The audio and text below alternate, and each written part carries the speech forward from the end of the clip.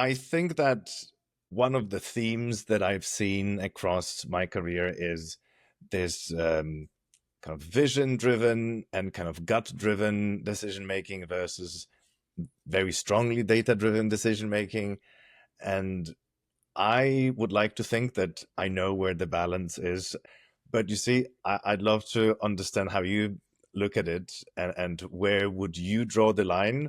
Because at some point, the data is the incremental data that we get is not bringing the incremental accuracy or quality in decision making. Mhm. And where would you set to that point? There's so much emotion involved in decisions because there's other people and there's humans involved in decisions, and data should drive that. You still have to get over the emotional part of where people maybe have some sort of connection to them, and you have to convince them of things. I think the data does part of that.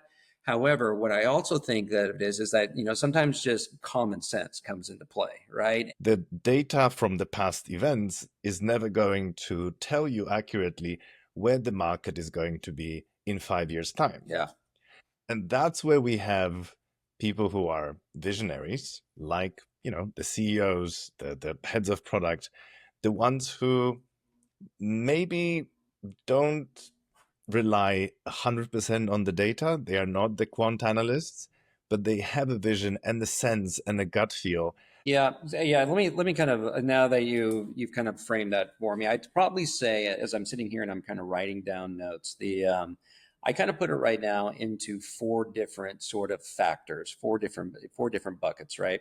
The first one is simply error, right? I think that just kind of comes along with it. You might have research or you might have data that says one thing, but there's always a level of error that comes. I think the second thing, you frame it up really, really well, is that because we are dealing in the past, right? And even if we're working in the recent past, we might be able to have some sort of predictive capability into the immediate future, but we have no idea, because of the complexities of competitor movements, people's perceptions, different sort of, taste and how technology is moving, and then just market forces that are going on.